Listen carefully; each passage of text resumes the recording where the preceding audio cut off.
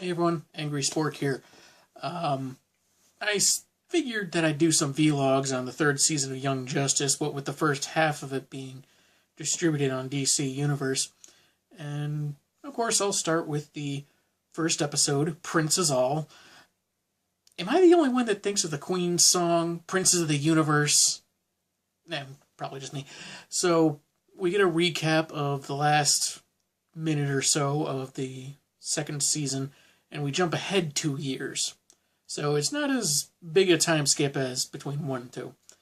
And it's in this Markovian Children's Hospital, and a doctor that we later find out is Simon X, aka Dr. X, is telling this young man that his sister was waiting for a heart transplant, but she finally passed away. Her heart gave out.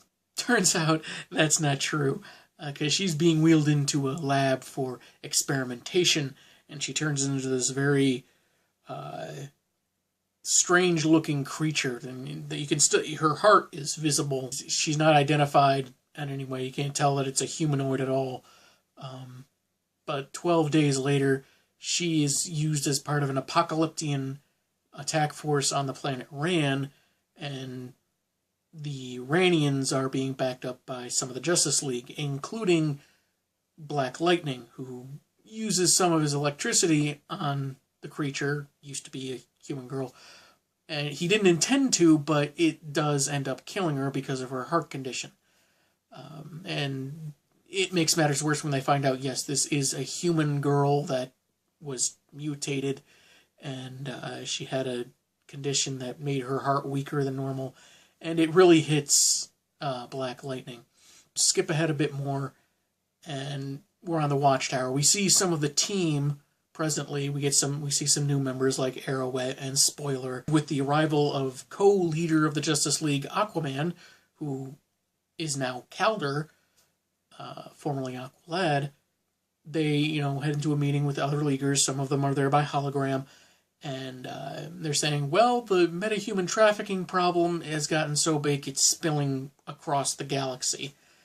And Batman blames it on the fact that Secretary General Lex Luthor and the UN keep their hands tied in some situations. They can't even go on humanitarian efforts without, a lot of red tape. So Batman no longer feels that the Justice League is what it used to be, and he formally resigns. And so does Green Lantern, so does Batwoman, who was apparently a member, and several others.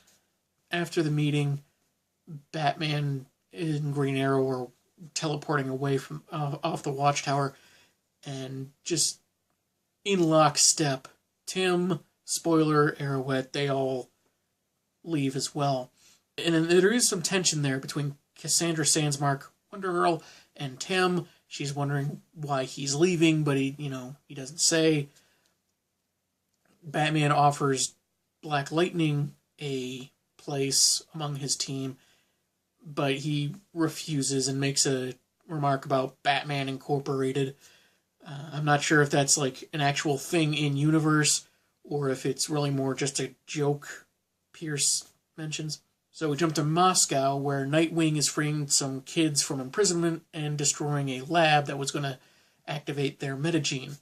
He does manage to get a sample of the substance they call tar, which, is used to mutate these kids, and he sends the data to Oracle, who even uses current Kid Flash's future lingo of crash, which I thought was kind of interesting. The tar can be traced back to the nation of Markovia, which we then go to, where the king and queen are about to make an announcement, and it's been 2 years since their princess, Tara, was abducted. No ransom note or anything. And they think, they're going to make an announcement about that? Is that what it's about? No, the king and queen, after being introduced by the queen's brother, Baron Delam, they say that they're going to welcome refugees from Karak since their homeland's being invaded by someone else, and they're denouncing metahuman trafficking and saying they're willing to help put an end to it. later the prince finds out that he does have the metagene, according to their longtime family doctor, Helga Jace. I watched Black Lightning yesterday on the DVR, and Helga Jace is the evil woman that killed half those pod kids. Like, ooh, that's different, huh? When he learns he has the metagene, he starts getting ideas. So we jump to Star City, where Artemis is living with Roy Harper, who is now going by Will. And at first I thought maybe are they like together? Are they married? Do they have a kid together? Because they have a little kid there. But no, it's Leanne Harper. That should have been the first thing I jumped to. But maybe I should have watched the second season before watching this. Maybe then it would have clicked. Grayson arrives at their home after conferring with Oracle about some sketchiness at the Markovian Children's Hospital. Will opens up the door, and there's a back and forth between him and Grayson. He's like, "Oh, well, who are you here to recruit today?" But then we go back to Markovburg specifically, and a woman is opening a door to the palace using a code, and a speedster zooms by her, and she's like, meh. I don't know if, like, she had to have seen the guy. It just seems like he's fast, but not so fast that he could have evaded the eye. But behind that guy is a big dude that chloroforms the young woman, while the speedster rushes into a room, and you hear some sounds that aren't very good. He comes out with blood on his hands, as he shows when he is confronted by the Baron and several armed guards, and he raises his hands. He takes out the guards, but he gets shot in the back by the Baron, which, kind of makes you think of that, moment in Age of Ultron. Didn't see that coming, but then you remember that, it's also associated with Quicksilver's death, and then that's kind of sad. Anyway, I think that this guy was supposed to be a speedster Superman met from a Middle Eastern speedster. I can't remember his name, but I think his name is like Arabic for wind. I just can't remember what it is, and I can't look it up because at the moment my internet is down. Polar vortex, yay! Negative 20 degrees, and it's so cold the internet froze up. At least of this recording.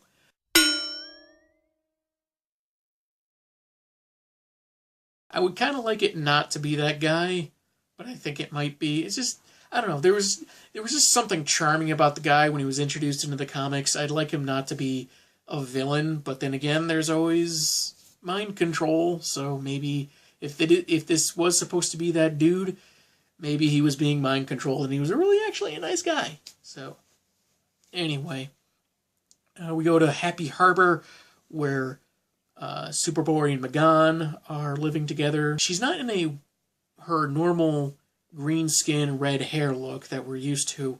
She's kind of like bald Martian, but white skin. She seems to have found some kind of balance between her actual white Martian roots and the humanoid form she seemed to prefer around the team, as well as, the green Martians that, because her Uncle Jean's a green Martian, so it's a balance. And while, I prefer the, red-headed version,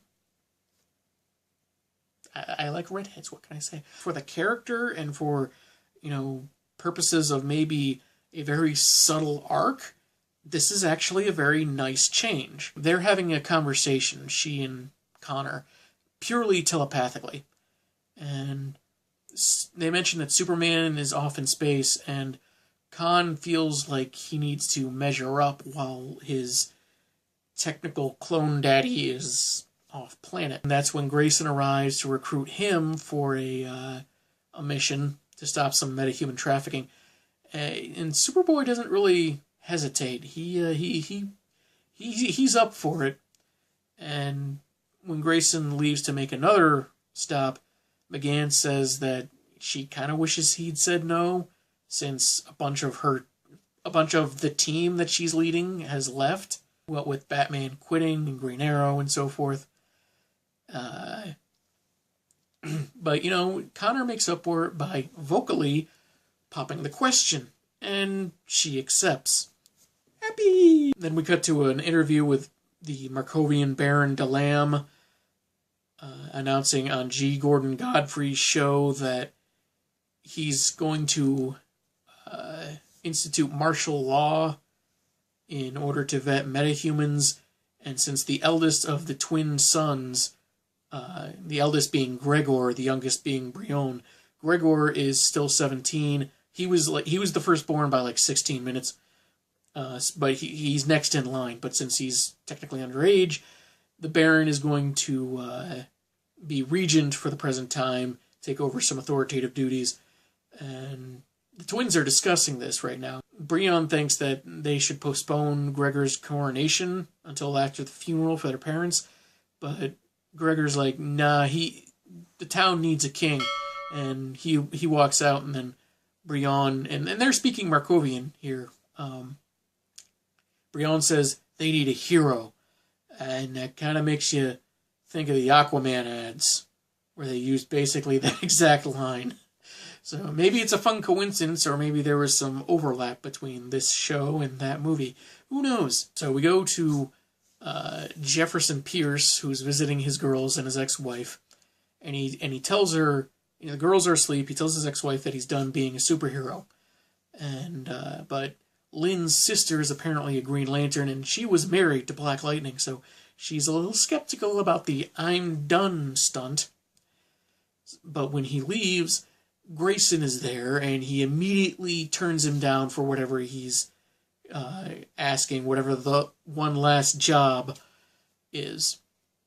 And it's not so much that he doesn't want to be a superhero, it's that he can't superhero anymore. He can produce a little static on his arm, on his hands, a mild display of power, but he can't shoot lightning the way he used to. His powers are on the fritz.